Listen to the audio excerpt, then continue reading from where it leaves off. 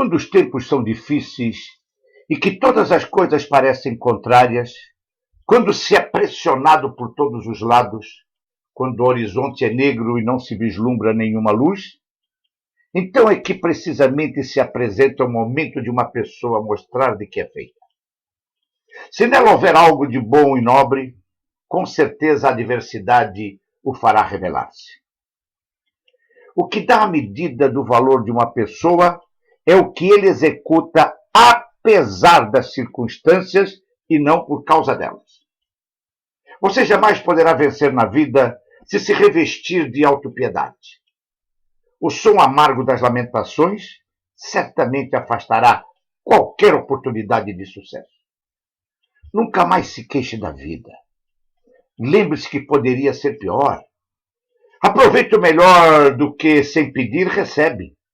Olhe ao seu lado e verá muita gente carente, pior que você. Encontrará deficientes visuais. Agradeça por ver. Cruzará com alguém numa cadeira de rodas.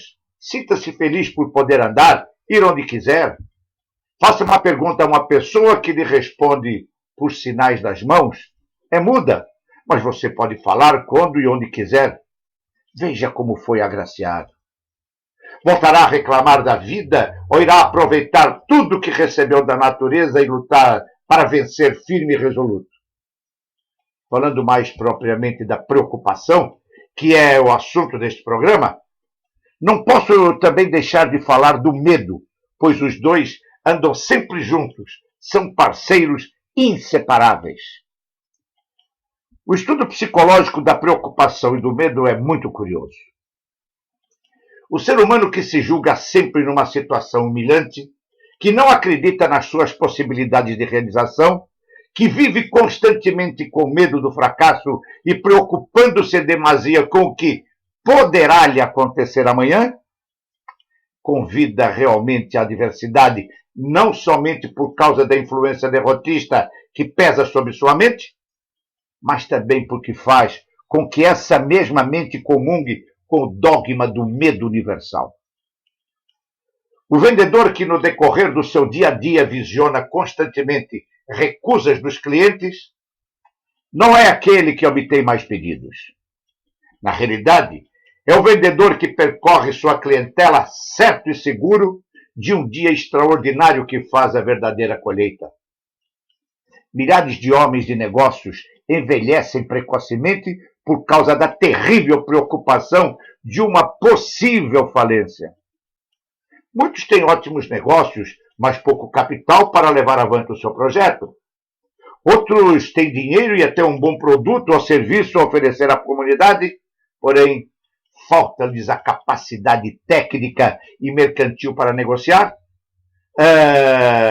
a esperteza e previsão do empresário de sucesso, ou seja, a vontade, a iniciativa e a perseverança que o empreendimento necessita para ser bem-sucedido. A preocupação e o medo da falência ronda atualmente em torno dos escritórios de milhões de empresários. A preocupação rouba o sono e a paz do espírito, transformando os seres humanos mental e fisicamente em náufragos e destruindo todos os meios que salvariam esses empresários da falência. Um filósofo disse: o que não fizeram os homens sob a pressão da preocupação. Ao longo de milhares de anos, o ser humano não aprendeu a viver condizentemente. Nunca lhe forneceram um manual de orientação para que pudesse viver na sua plenitude, sem ter de passar por tantas desgraças, por tantos vícios, e até em casos extremos, tenham vendido a sua alma ao demônio para escapar do monstro da preocupação. Você que assiste aos meus vídeos diariamente não pode imaginar a confusão e a ruína que a preocupação causou à humanidade desde o seu começo. A preocupação fez do gênio um medíocre, despedaçou corações e atrasou o nosso progresso em milhares de anos. Existe um velho ditado que diz: o trabalho não mata ninguém, mas eu acrescento, a preocupação mata, e mata multidões. Jamais algum ser humano se arrependeu de ter tentado, seja lá o que for. Ele pode até ter tido prejuízo, falido ou mesmo ficado na miséria, mas a experiência que adquiriu nessa tentativa, se for observador e esperto, com certeza tirará grandes lições do fracasso e continuará a tentar, desta vez com mais inteligência, mais ponderação e certo de que conseguirá atingir os seus objetivos. Porém, aquele que antes de tentar se põe a imaginar que poderá fracassar, que o momento não é dos melhores, que a crise nos Estados Unidos ou na China pode afetar o mercado brasileiro, ou seja, que teme o fracasso antes que ele se concretize, que se preocupe com o que ainda não aconteceu, esse, com absoluta certeza, fracassará. Pois a lei que rege o acúmulo de bens não é compatível com a preocupação antecipada dos fatos. Imagine-se como sendo um comerciante varejista, dono de uma loja de artigos para presentes. Num dado momento, após uma auditoria, você descobre que um funcionário vem lhe roubando diariamente ao longo de anos. Porém, como você é grande amigo da família dele, conserva-o em seu estabelecimento. O que diriam os outros funcionários e os seus familiares? Provavelmente que, além de incompetente, você é burro. Entretanto, você pode estar conservando na sua casa comercial mental, que é a verdadeira fonte do seu poder, um ladrão infinitamente pior do que aquele que rouba apenas dinheiro e objetos materiais. Um ladrão que lhe rouba a vitalidade, que lhe retira tudo que faz a vida digna de se viver.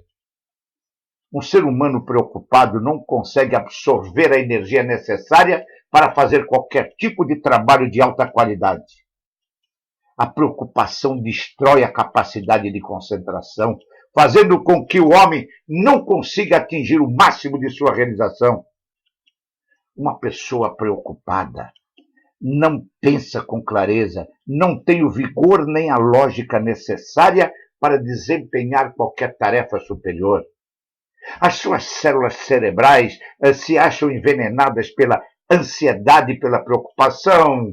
E desse modo nada, absolutamente nada de bom pode surgir dessa mente. A maneira mais fácil de afastar a preocupação é se tornar alegre, de ver sempre as coisas pelo lado positivo e jamais se entristecer. E para encerrar este assunto, eu vou lhe contar uma pequena história que aconteceu comigo quando eu tinha meus 5 ou 6 anos. Certo dia, minha avó Rosa me chamou no fundo do quintal, em um local onde costumava dar suas consultas orientadoras. Mandou que me sentasse e, olhando bem no fundo dos meus olhos, disse: meu filho, eu vou lhe ensinar 2 truques do diabo. É claro que eu fiquei muito curioso e também apreensivo. Mas ela sorriu e me disse: nunca fiques triste nem preocupado. Bem, com aquela idade eu não sabia o que era tristeza e muito menos preocupação, pois nós vivíamos muito bem. Mas eu me lembro que perguntei: por que, vó? Ao que ela, franzindo a testa, respondeu: porque nenhum dos 2 paga dívidas. Aliás, com certeza você já ouviu isso muitas e muitas vezes. Logo vamos viver alegres e despreocupados. Se as dívidas serão pagas dessa maneira, experimente. Se gostou, cadastre-se aí embaixo, clique no joinha, mande para os seus amigos, entre no meu blog, faça um comentário positivo, negativo, interaja. Eu volto amanhã.